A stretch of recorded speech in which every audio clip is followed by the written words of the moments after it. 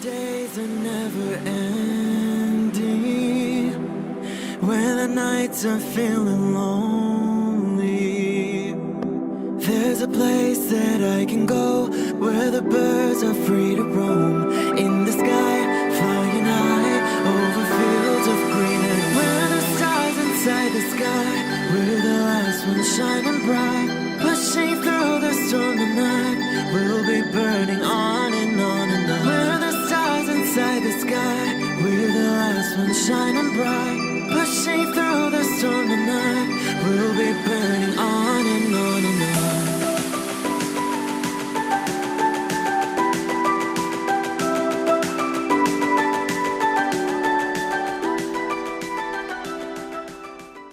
Hello Pisces, this is Inspire 2016 with your weekly tarot reading for the week commencing the 14th of December until the 21st of December 2020. The first card for you is representing, how do you feel about yourself? Your card is the Two of Swords. You are currently being faced with a difficult decision, but you are attempting to hide from it and pretending to yourself and others that if you ignore the decision long enough, it will go away of its own accord. However, the decision will not go away simply by your willing it to depart. Your conscience will eventually force you into facing your refusal to deal directly with the situation.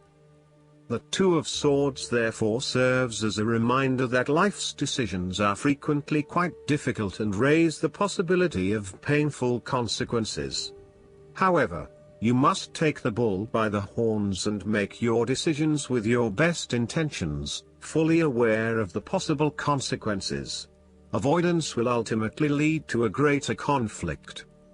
The blindfolded woman in this card is also an indication that you lack the information you need to make the right decisions at this time. You may be missing something, such as threats or potential risks, alternative solutions, or key pieces of information.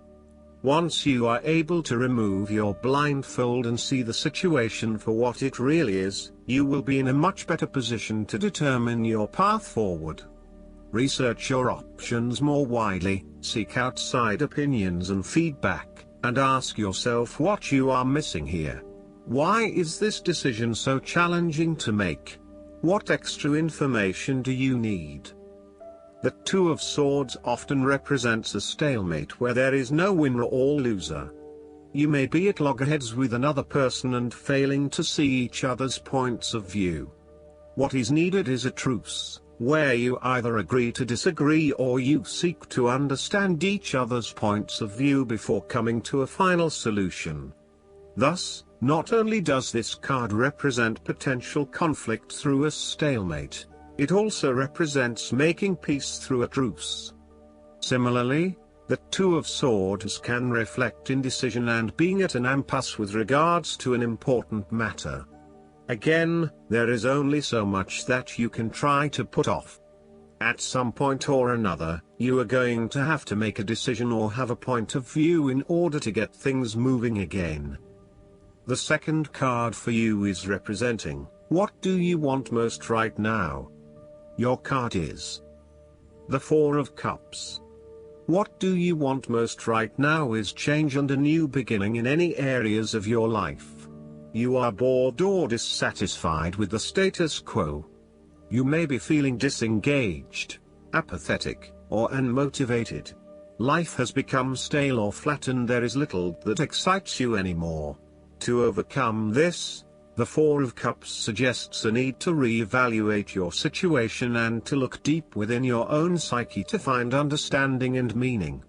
Turn your attention inward to find the truth for which you are searching. Avoid distractions and examine your heart and mind to gain clarity. There might be an offer has been presented to you, but you are holding off making any sort of decision or evaluation of that opportunity until you have had more time for reflection and consideration. Notice that while the man in this card has not accepted the offer being presented to him, he has not completely rejected it either. The cup will continue to be there and the decision to accept or reject it can be made at any point. For now, though, it is the time for contemplation, research and meditation. When all of the answers are in, and it feels right emotionally, then you can take action, but in the short term, you do not need to make an immediate choice. Similarly, the Four of Cups signifies disappointment in someone or in a situation. You may be growing tired of the same old struggle that has been carried on too long in the past. As a result, you have started to withdraw and go within yourself to seek greater peace and tranquility. If you are becoming particularly pouty or sulky about your predicament, the Four of Cups is then a call to action. It is time to wake up, be alert and to be open to new experiences that offer a more positive outcome. The Four of Cups can sometimes point to defensiveness. This can be noticed in the body language displayed in the crossed arms and legs of the man on the card. He chooses to ignore the possibility of what the cup has to offer. Possibly he has been hurt emotionally before, as this is the Suit of Cups, and he is fearful to expose himself to that again. Hence he is closing himself off to this opportunity. Consider what opportunities you are ignoring or declining, and ask yourself whether this is because you truly believe you would not benefit from it, or whether this is because you are fearful of what may follow.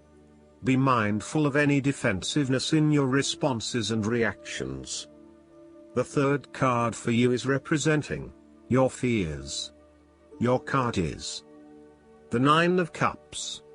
You are afraid that your wishes are not materializing as expected. Your expectations may be unrealistic, or you may not be actively pursuing your dreams, instead hoping that they will manifest with little input or action from you. On a more emotional level, the Nine of Cups typically indicates a wonderful feeling of satisfaction you get from knowing that everything has fallen into place and you have everything you could imagine. However, there is a sense that there is still something missing deep down, and the inner fulfillment you have been seeking is still not present. There may be disappointments due to imperfections and mistakes, smugness, overindulgence, greed, superficial or materialistic values, shallowness, gluttony, and excessive preoccupation with gratifying your own desires, oftentimes at the expense of the needs of others. Physically, the Nine of Cups can indicate ill fortune due to overindulgence in food, alcohol or drugs and the consequences that come with them. Be careful not to overdo the sensual pleasures and instead demonstrate some moderation in your indulgences. The Nine of Cups can suggest greed and a lack of concern for other people's needs in favor of your own. You may have an inadequate regard of how your behavior is impacting others, and are often found gloating or boasting about your successes while others are suffering. Be considerate, and even if you have something to rave about, think about the impact that may have on others. The fourth card for you is representing what is going for you. Your card is the Five of Pentacles. If you have suffered a loss, know that there are people around you who are willing to help. There is always a solution and always a way out, so either open your eyes and go to it, or close your eyes and let the inner light guide you. Often, what has caused these financial problems is a matter of your own emotions. Greed will lead to loss, anxiety will lead to error, possessiveness will lead to solitude. By focusing on the material, you lose sight of your spiritual development. You may be rich for a while, but all will be lost if you learn nothing. On a psychological level, there may be a difficulty with your relationship to money and material things. If money becomes the primary motivating force in life and the gauge by which you judge your worth, the lack of it may produce anxiety and a sense of being excluded from the good things money can provide. For example, if you are unfortunate enough to encounter financial difficulties such as the loss of employment or an investment gone belly up, you may fall into the trap of losing faith in your ability to recreate a positive financial situation for yourself. Therefore, You should not only consider your actual financial circumstances but also your attitudes toward money. What fears do you have around money and wealth? Are you anxious about never having enough? Or do you have faith in your ability to manifest what you need to live a prosperous, fulfilled life no matter what your circumstances? Often wealth is based as much on your psychological state as your actual financial state. In a world that often equates success with financial wealth, the loss shown on the Five of Pentacles can be a humbling blow to your self-esteem and sense of self-worth. This loss can occur in any number of ways, but even though an external event may seem to be the cause, this card often reflects that the loss is something you have brought upon yourself. There is a spiritual loss that often precedes or accompanies loss of material wealth.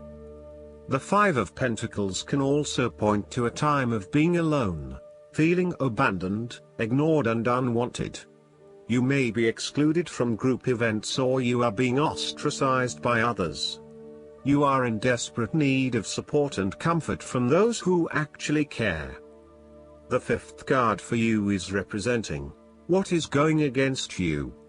Your card is the Page of Wands. You are afraid that your new ventures or projects might not be successful. You may have had a vision to start a new hobby or project, with the view that it would lead to bigger and better things, but you soon realized that you had taken the wrong approach and it wasn't leading to the growth and development you had expected. You may have started to realize that you had not really focused enough on what your goals and objectives were, and that is why you were not reaching the outcomes you wanted. Luckily, you had not progressed too far along and were able to easily retreat from those projects with limited impact. Sometimes, too, these setbacks can be helpful in testing out new territories and exploring what will and will not work for you. You may also find that your eagerness to start something new has been negatively impacted by complexities, obstacles and opposition, which has resulted in a lack of motivation and indecisiveness about your path forward. You may also be fearful of whether you can really get your project or idea up and running, or if you are just going to be weighed down by more responsibility and troubles. The Page of Wands can depict a person who is immature with a self-image problem.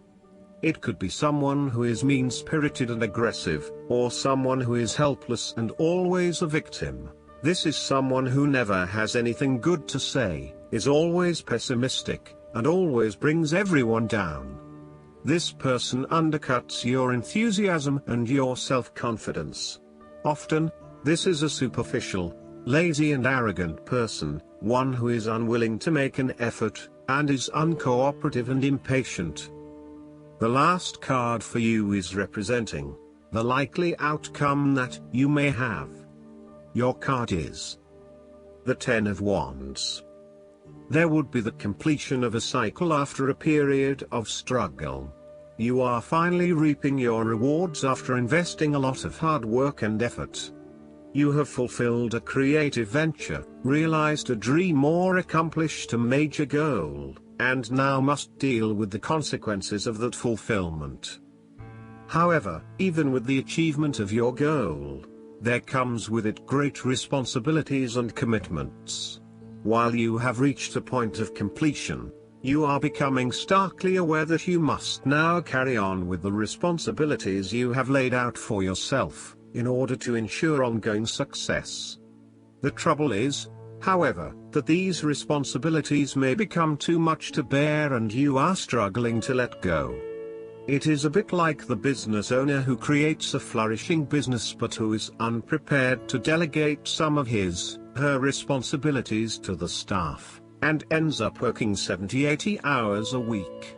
The inspiration and creativity that was associated with the initial goal or vision rapidly disappears, and everything becomes hard work all too quickly. Thus, it is incredibly important to let go of or delegate some of your responsibilities in order to free you up to still enjoy life. This is a reminder of how much we take on in our lives and all the extra burdens and responsibilities we weigh ourselves down with. We take on so much, trying to do all the things that need to be done. Thus, this card asks you to stop and examine your current lifestyle or work. Assess which activities or tasks are really urgent or really important, particularly in relation to your broader goals. You may need to employ various time management or prioritization methods in order to determine where best to spend your time and which tasks you can drop. Your goal needs to be greater efficiency, whilst also freeing yourself up for rest and relaxation when you need it. This card can also mean that you are being oppressed by outside sources. You are overworked, overtired and overstimulated. You have more on your plate than you can possibly handle, and you have taken on too much at this point in time. In an effort to get to the finish line, you have found yourself overwhelmed with the extra responsibility and activity. You need to stop working so hard. If you cannot stop, then conserve your energy and pace yourself. When you are overcommitted, everything becomes a strain. Last but not least, the guidance card for you is the truth. Truth in word and deed is what is required of you by drawing this marker. As well as resonating with your own personal truth, it's important now to also demand the same from others. In every person there's a vibrational energy that's accessible by slowing down and searching within to inquire, is this real? Am I hearing truth from another, or is it a lie? Am I speaking honestly myself, or am I lying to manipulate circumstances to get what I want? Remember, even a white lie will cause your light to fade and lose power. A lie takes you down into the lower vibrations of the ego world, ruled by separation and limitation, and it's seduction of the lower world and serves no one but the forces of darkness. This marker reminds you to remain in the light, even if it seems like a more difficult path. Truth will build a bridge across a chasm. Truth will lend a magic wand of strength and integrity. Truth is freedom. I hope that you enjoy everything, and if you like the reading, just please click subscribe and you will get instant notifications every time we publish a new video right to your YouTube. Thanks.